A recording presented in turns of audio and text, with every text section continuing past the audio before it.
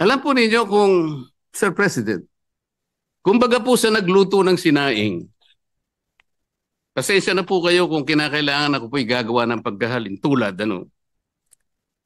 Ang impeachment complaint po ay parang sinaing na niluto ng House of Representatives. Hilaw po eh. Hilaw na hilaw. Sinasabi na nga, walang impeachment complaint bukod sa isa. Laban sa isang opisyal sa loob ng isang akalain mo namang apat po kagad ang ipinay. Pagkatapos yung apat, i-consider mo na isa. Hindi naman po yata tama yun, Mr. President. If we prematurely dismiss the case and the Supreme Court subsequently grants the MR and reverses its own decision. The question, Mr. President, is speculative. Yes. May I have a speculative answer, Mr. President? We cannot speculate. We can only guess, second guess, because on the basis of our experience as a practicing lawyer, Mr. President, ito pong ganitong klaseng desisyon, talaga pong wala na pong kaduda-duda na kahit po mag-file pa tayo ng motion for reconsideration. So, may kasabihan po tayo, ang tumatakbo ng matulin, kung matinik ay malalim. Unanimous decision could become a unanimous mistake. Wala pa pong nangyaring gano'n, Mr. President. At saka po tayo pag nananakbo, ako po ay nakasapatos at saka sa kalsada kaya hindi po ako matitinik. Can we continue hearing the case and dismissing it without the impeachment case in our hands? Can we throw the ball out when the ball is not in our possession? Kaya po natin sinasabi, Mr. President, na dinidismiss na po natin ngayon sapagkat tayo po ang nasa lugar na sinasabihan ng Korte Suprema nung sabihin niyang ito ay immediately executory. Hindi naman po ibig sabihin ng respeto ay pananahimik. Lalo na kapag inisip natin kung gaano kalaki ang nakataya dito. Magkaiba rin yung rumerespeto at yung bulag. Maririnig ang dalawang panig. May ebidensya, may magdedepensa. That is due process. So what are we afraid of? Paano? Sinabi po ba ng Supreme Court na wag na kayong mag-impeach? Hindi po. Binigyan po tayo ng guidelines. Kung final and executory na yan, bakit si Vice President Sara was asked to comment by the Supreme Court just a few days ago? Di ba? So, ibig sabihin, talagang pakikinggan pa nila. Kaya nga po, nag-i-speculate tayo rito eh. Hindi natin alam kung anong iniisip ng Supreme Court. Pero sa ngayon, sinabi po niya, immediately executory at tayo lamang po talaga ang pinagsasabihan niya. At tungkol naman po sa motion to dismiss na minodify ko na kung ayaw po ninyo, wala po akong magagawa. Hindi lang po tulad nung sinabi ni Minority Leader na there's always a first time, it has happened before. May I know from the good Senator if these decisions are bank decisions or divisions? Yes, Mr. President, unbanked decisions po. Well, you have to cite the I would gladly cite the GR number po bang hinihingi, Mr. President? Pagka sinabi pong bank, lahat po ng members ng Supreme Court, 15 of them. Mga ano po ito, mga reversal ng unanimous Supreme Court decisions. Yes, but I am asking for qualification, Mr. President, whether these are bank decisions or decisions by a division. And whether or not they were characterized by... Sinabi ko rin na po kanina, unbanked decisions po ito. Ay, hindi whether po, or not the decisions are characterized by the following qualifications. 1, unconstitutional, void ab initio, violative of due process. All these are present in those jurisprudence cases as you cited? Mr.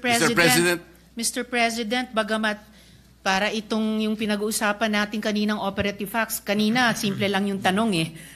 May kaso na po ba na ang Supreme Court sa unanimous decision ay ni-reverse ang sarili nila?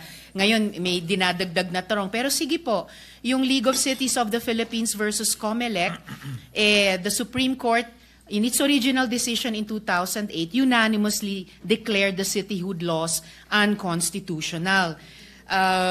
I will have to get more information po on the ISAA reversal of unanimous decision. Pero malinaw na mga sagot na po ito dun sa original na tanong. So the original assertion na hindi po natin alam kung na-reverse na ng Supreme Court ang sarili nila sa original na unanimous decision has fallen by the wayside. Kasi the Supreme Court, as I said already earlier, has reversed a unanimous decision en banc in a lot of instances before. Yun lamang naman po, Mr. President. Noted and entered Salamat into po. the record. The exercise of the Supreme Court's judicial review, wala po siyang dinidefeat doon. Hindi niya po kinukuha yung sole power of the Senate to try and hear impeachment cases. Hindi rin po niya kinukuha yung exclusive authority ng House to initiate impeachment. Dito po sa desisyon na ito, kung kinakailangan ulitin po o ulit-ulitin pa, ang sinabi lamang po ng Supreme Court, yung process, yung procedure hindi natupad. Ang dami po niyang hiningi, kagaya po ng binanggit ko na, ayaw pong ibigay. Yun naman pong mga tuntunin ay hindi naman po sinunod. Katulad nga po nung immediate referral, yung pag-refer sa Committee on Justice, yun pong pag-include sa order of business at pag-archive, mali din po sapagkat hindi naman po 10th session day yun 11th session day.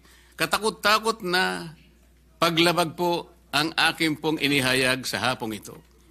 Wala naman pong gustong magpatibay at o kaya sansalain o kaya sabihin na mali ang aking sinasabi. Andito po yung kopya ng order of business na pinagbasihan ng Solicitor General na kung saan sinasabi po niya na yung 4 na impeachment complaints in-include daw po sa order of business. Tingnan po ninyo, wala kahit isa. Ang ginamit po nila ay journal, hindi po yung order of business na kung saan ginamit lamang po na additional reference of business. Ngayon po, yung operative fact na sinasabi natin, hindi rin po pwedeng mangyari yon sapagkat ang pinakabasihan po noon ay equity and fairness. Paano po yung fairness dito? Sari-sari nga pong violation, kaya nga ang paghahanilin tulad ko na nga, parang nagsaing ng kanin, talagang hilaw po Bakit ipipilit natin? Ang alternative lang po, Mr. President, gawin po natin na tama.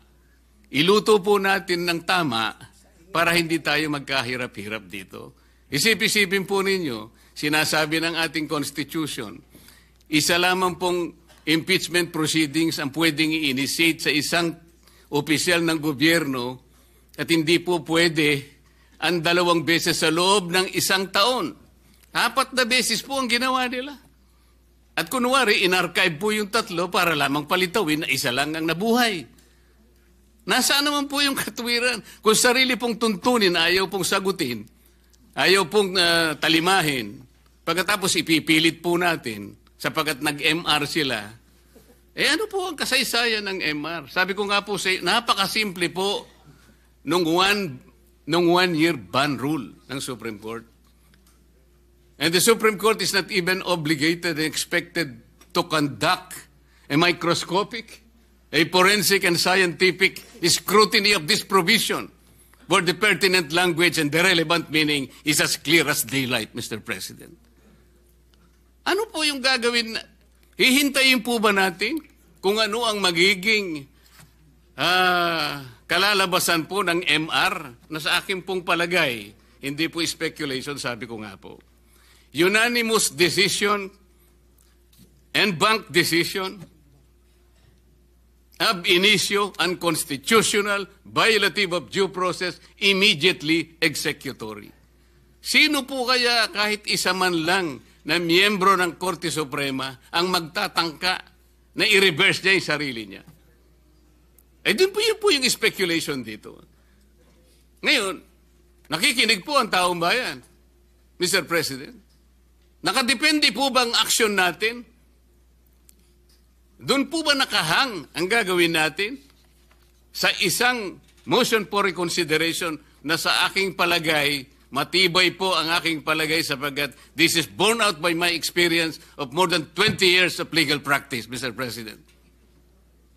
Yang ibig lang sabihin nung immediately executory, sige, pwede kang mag-file ng MR. But you are wishing for the moon. Sumusuntok ka sa hangin. Yun po ba ang basihan natin? Kaya hindi tayo makapag-desisyon, Mr. President. Sana mayroong mas matibay sanang desisyon. Meron sanang mas matibay na katuwiran. Hindi yung pong nakasalig po sa hangin. Nakasalig po kung puputok ang bulkan o hindi. Hindi po yata gano'n. Ang gawain ng Senado, Mr. President. Tinangka ko na nga pong i-amend. Kung ayaw po ninyo yung motion to dismiss any other language that will put to rest this issue in obedience and in complete respect to the last word of the Supreme Court, it being immediately executory, Mr. President. Pasensya na po kayo kung gagamit po ako ng paghahalimbawa. Nung pong kayo po ay medyo bata-bata po, Madam Senator, meron pong lumigaw sigurado sa inyo. Yung Huwag unang na lumigaw natin sa inyo pasukin talagang... yung diskusyon na yun. Hahaba ho ito. Mas mahaba po sa debate ng impeachment. Ganito po yun eh. Tinapat nyo talaga. Ayaw nyo magtagal pa yun eh. At tama naman po yung ginawa ninyo. Ipinakita nyo sa kanya, pinaramdam nyo sa kanya talagang wala siyang maasahan kaysa mapagod pa siya. Sino ho Pero yun? ang sabi niya sa inyo, ang sabi po niya sa inyo, pwede bang ako'y kahit papano'y dadalaw-dalaw pa rin? Parang nag-MR. Nasa sayo yun, but that will not change my mind. Ganun din po yun eh. Ang Korte Suprema, sa ganitong, Mr. President, the very tenor of the decision, kahit na po sinabi niyang, oh sige, nasa sayo. Formality na lamang po yun, Mr. President. You are a trial lawyer too. Most of us here became trial lawyers. This is our experience.